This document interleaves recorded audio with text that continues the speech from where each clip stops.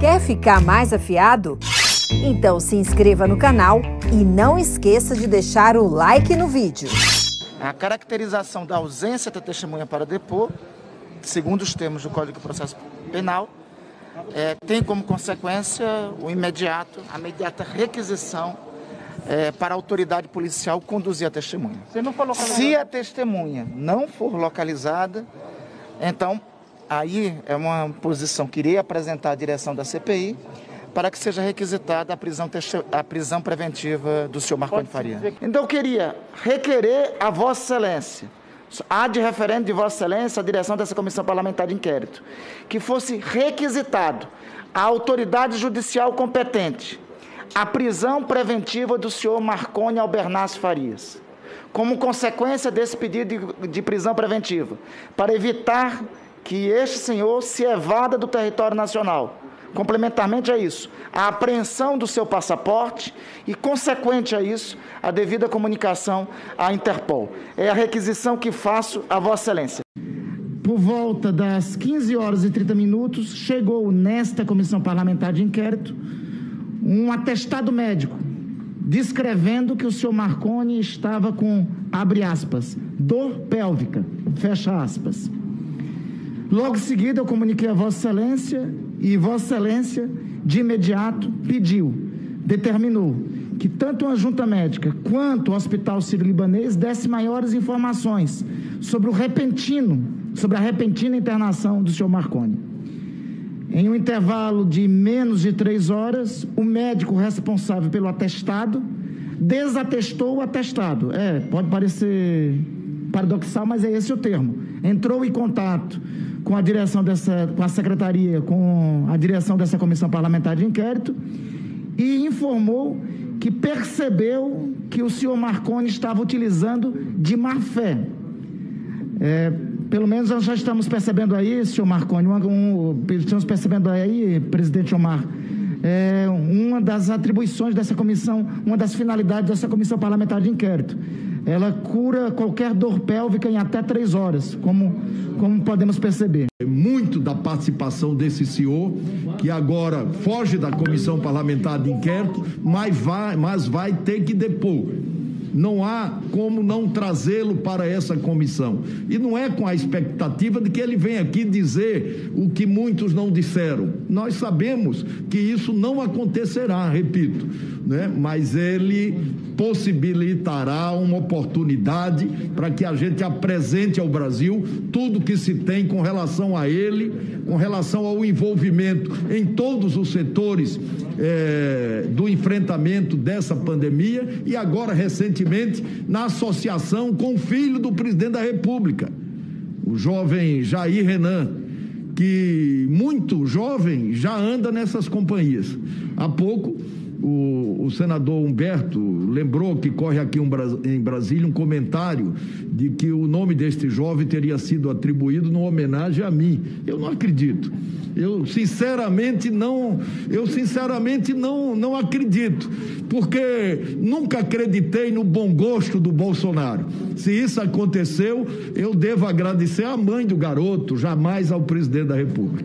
Requeiro nos termos do regimentais e legais, primeiro, condução coercitiva do depoente ausente na presente data, Marconi Albernaz Ribeiro de Faria, convocado para prestar depoimento à CPI, na data com vistas à realização desse ato, ainda na data de hoje, ou conforme forem as dificuldades para a execução da constrição em data e horário definido pela comissão.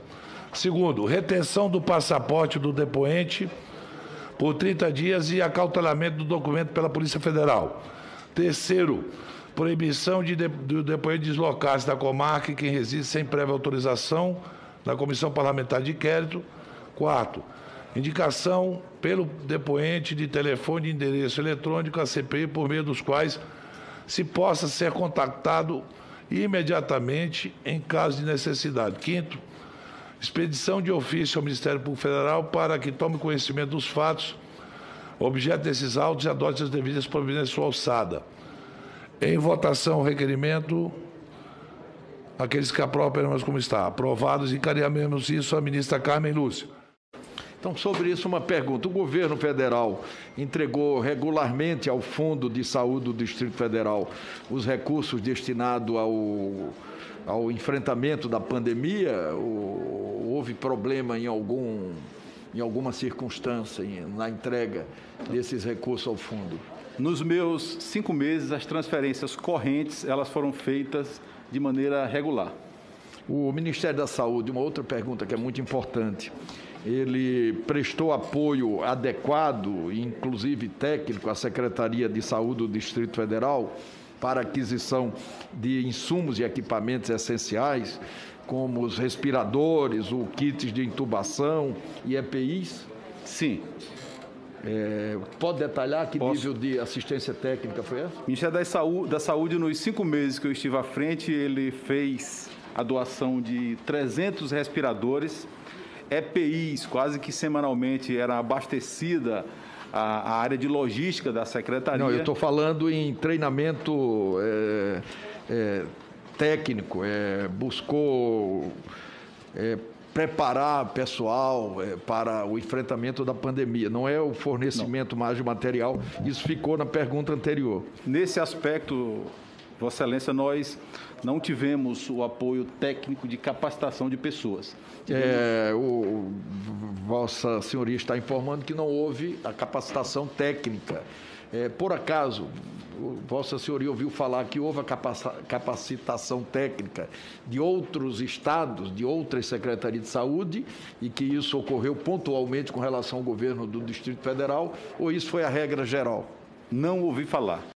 Cobramos. Vossa Senhoria reclamou em algum momento? Várias vezes. Tem algum registro disso? Tem registro na mídia, eu inclusive fui o primeiro secretário do país a me posicionar naquela época, inclusive no enfrentamento pessoal com o ministro Mandetta, cobrando ações pontuais e diretas de ajuda, de apoio, de cooperação técnica aqui no Distrito Federal. A mídia divulgou amplamente as minhas cobranças. E quais as reações do ministro Mandetta? De que forma ele respondia às suas cobranças? À época, ele não prestou absolutamente o apoio que o Distrito Federal precisava. Nós cobramos, tivemos inclusive um debate pessoal acalorado, porque eu, como secretário, era o meu papel cobrar todo o apoio, todo o suporte, e não só ficar criticando e falando coisas que não são verdades, mas eu cobrei muito esse apoio para o sistema de saúde.